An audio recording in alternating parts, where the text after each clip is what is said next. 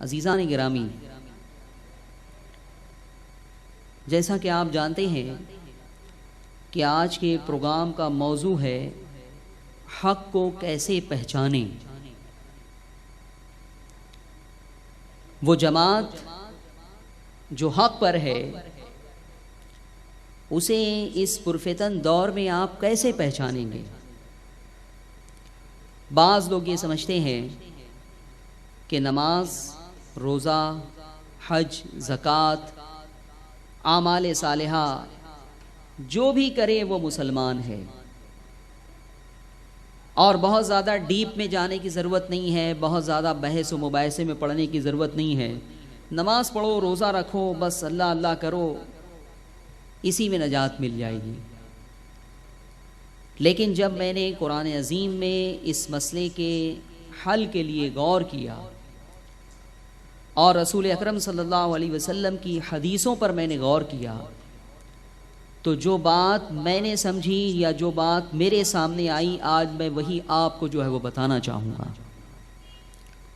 پروردگار عالم ارشاد فرماتا ہے، یا ایھا الذین آمنوا اتقوا اللہ وکونوا مع الصادقین، کہ اے ایمان والو اللہ سے ڈرو، تقوی اختیار کرو، وکونوا مع الصادقین، اور سچوں کے ساتھ ہو جاؤ۔ اس آیت مبارکہ میں پروردگار عالم نے دو باتوں کا ہمیں حکم دیا ہے۔ پہلی بات تو یہ ہے کہ تقوی اختیار کریں، اللہ سے ڈریں، خوف الہی اور خشیت ربانی اپنے دل میں پیدا کریں، اور دوسری بات جو ہے وہ یہ ہے وَكُونُوا مَعَ الصَّادِقِينَ، اور سچوں کے ساتھ ہو جاؤ۔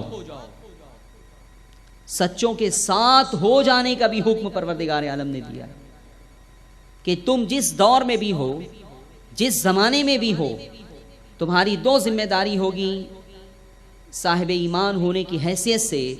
ایک تو یہ کہ تم اللہ سے ڈرو، اور پھر اپنے زمانے میں جو جماعت سچی ہو تم ان کے ساتھ ہو جاؤ۔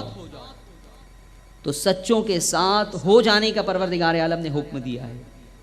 لیکن اب سوال یہ پیدا ہوتا ہے کہ سچے ہیں کون؟ ہم انہیں پہچانیں گے کیسے؟ آج اگر آپ جائزہ لیں تو ہر شخص اپنے آپ کو سچا کہتا ہے۔ جتنے فرقے ہیں وہ سب اپنے آپ کو جو ہے وہ کہتے ہیں کہ ہم جو ہے وہ سچے ہیں، ہم حق پر ہیں، ہم ناجی ہیں، نجات یافتہ فرقہ۔ لیکن میرے عزیزوں، میرے دوستوں،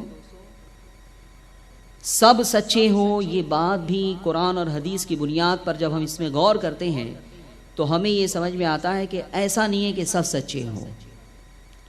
قرآن عظیم سورہ بقرہ میں ہے، وَمِنَ النَّاسِ مَن يَقُولُ آمَنَّا بِاللَّهِ وَبِالْيَوْمِ الْآخِرِ وَمَا هُمْ بِمُؤْمِنِينَ۔ پروردگار عالم جو ہے وہ کچھ لوگوں کی کیفیت بیان فرما رہا ہے کہ لوگوں میں سے کچھ ہیں من یقول، جو یہ کہتے ہیں، کیا کہتے ہیں؟ آمنا باللہ وبالیوم الآخر، کہ میں ایمان لایا اللہ پر اور آخرت کے دن پر۔ یہ کہہ رہا ہے، وہ اس بات کی گواہی قرآن دے رہا ہے کہ وہ یہ کہتا ہے آمنا باللہ وبالیوم الآخر، کہ میں ایمان لایا اللہ پر، آخرت کے دن پر۔ لیکن پھر قرآن عظیم فرماتا ہے وما ہم بمؤمنین، مگر وہ مومن نہیں ہے۔ تو کیا وجہ ہے کہ ایک شخص یہ دعویٰ کر رہا ہے، یہ گواہی دے رہا ہے کہ میں ایمان لایا اللہ پر اور آخرت کے دن پر، پھر بھی قرآن اس کے ایمان کی نفی کر رہا ہے،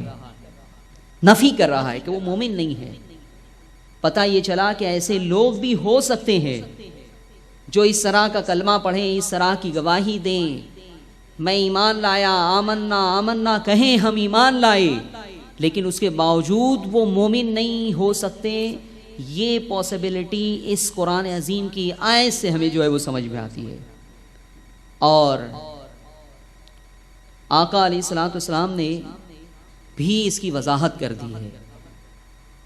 ہر کلمہ پڑھنے والا، ہر جو ہے وہ وہ شخص جو گواہی دیتا ہو کہ میں ایمان لایا اللہ پر اور آخرت کے دن پر، وہ مومن ہو، وہ مسلمان ہو، یہ ضروری نہیں ہے۔ ایک فرد کی بات ہو تو بھی آپ کو غور کرنا چاہیے، اور اگر ایک جماعت کی بات ہو تو بھی آپ کو غور کرنا چاہیے کہ وہ مومن ہے یا نہیں۔ یہ ایک فن ہے، فن پہچاننے کا حق پر ہے کون،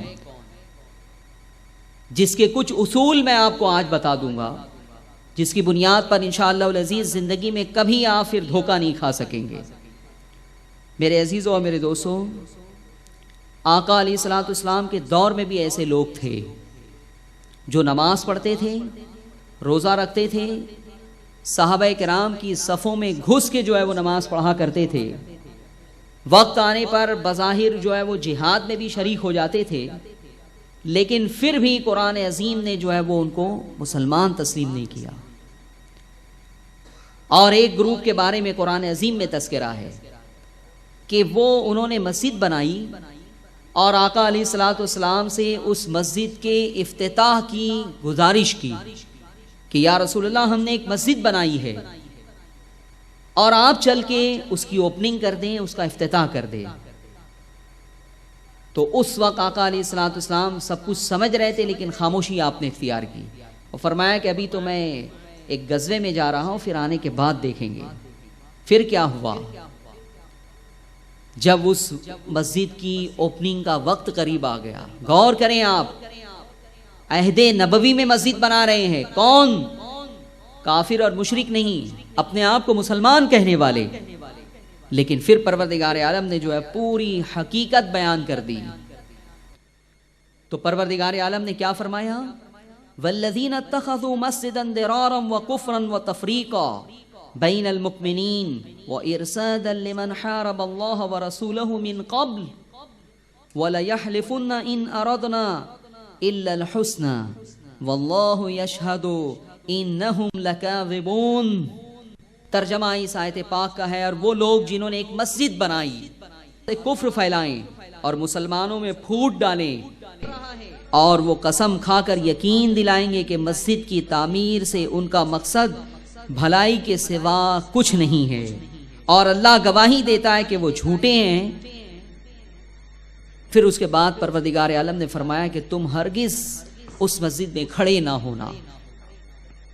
اب آپ اندازہ فرمائیں کہ یہ بات عہد نبوی کی ہے، یہ دور نبوی کا واقعہ ہے کہ لوگوں نے مسجد بنائی، لیکن قرآن فرما رہا ہے کہ ان لوگوں نے جو مسجد بنائی ہے وہ اس لیے بنائی ہے کہ وہاں سے وہ کفر پھیلا سکے، وہاں سے وہ مسلمانوں میں تفریق پیدا کر سکے، وہاں سے وہ مسلمانوں کو ضرر دے سکیں۔ اور پھر پروردگار عالم فرماتا ہے کہ اگر آپ ان سے پوچھیں گے کہ یہ مسجد تم نے کیوں بنائی ہے، تو پروردگار عالم فرماتا ہے وَلَيَحْلِفُنَّ، وہ ضرور قسم کھا کے کہیں گے۔ کیا کہیں گے؟ کہ ہم نے جو مسجد بنائی ہے اس میں ہمارا مقصد صرف یہ ہے کہ لوگوں کی بھلائی کا کام ہو، لیکن پروردگار عالم پھر فرماتا ہے وَاللَّهُ يَشْهَدُ إِنَّهُمْ لَكَاذِبُونَ، کہ ضرور پروردگار عالم گواہی دیتا ہے کہ ضرور وہ جھوٹے ہیں۔ تو پتہ یہ چلا کہ مسجد بنانے والے، رسول اکرم صلی اللہ علیہ وسلم سے افتتاح کی گزارش کرنے والے بھی ایسے ہو سکتے ہیں کہ تم ان کے اوپر بھروسہ نہ کرو،